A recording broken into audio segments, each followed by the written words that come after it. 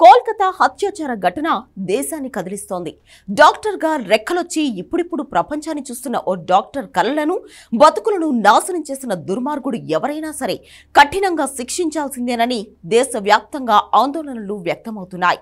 సంజయ్ రాయ్ అనే నిందితుడిని పోలీసులు అదుపులోకి తీసుకోగా డాక్టర్ మీద గ్యాంగ్ రేప్ జరిగినట్లు అనుమానాలు వినిపిస్తున్నాయి.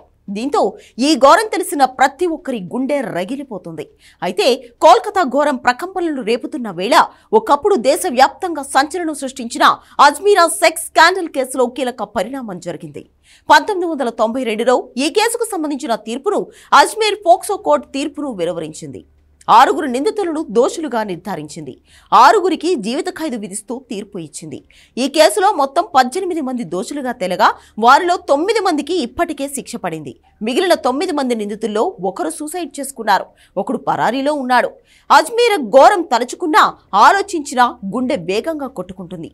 ఆ దుర్మార్గులు అంతటి దారుణాలకు పాల్పడ్డారు.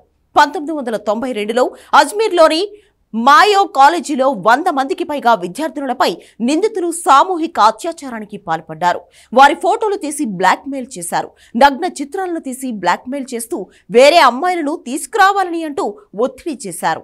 ఇలా 100 మంది అమ్మాయిలపై సామూహిక అత్యాచారానికి పాల్పడినట్లు నిర్ధారణ అయింది. ఈ నగ్న ఛాయాచిత్రాల ఆధారంగా ఈ ముఠా డబ్బు సంపాదించింది. దీంతో ఈ భారీ బ్లాక్మెయిలింగ్ కుంభకోణం వెలుగులోకి వచ్చింది. అమ్మాయిల నగ్న చిత్రాలను ఇతరులకు షేర్ చేస్తూ అమ్మాయిలపై లైంగిక దాడులకు పాల్పడ్డారు. ఈ ఘటన అప్పట్లో దేశవ్యాప్తంగా తీవ్ర చర్చకు దారితీసింది. అప్పట్లో అజ్మీర్ యూత్ కాంగ్రెస్ అధ్యక్షుడిగా ఉన్న ఫరూక్ చిస్తీ ఈ గ్యాంగ్కు లీడర్గా ఉండేవాడు. నఫీస్ చిస్తీ, అన్వర్ చిస్తీ అతని దారుణాలకు అండగా నిలిచేవారు. అజ్మీర్ ఘోరం వెలుగులోకి రాగానే మొదటిగా ఈ 3 అదుపులోకి తీసుకుని శిక్ష విధించారు.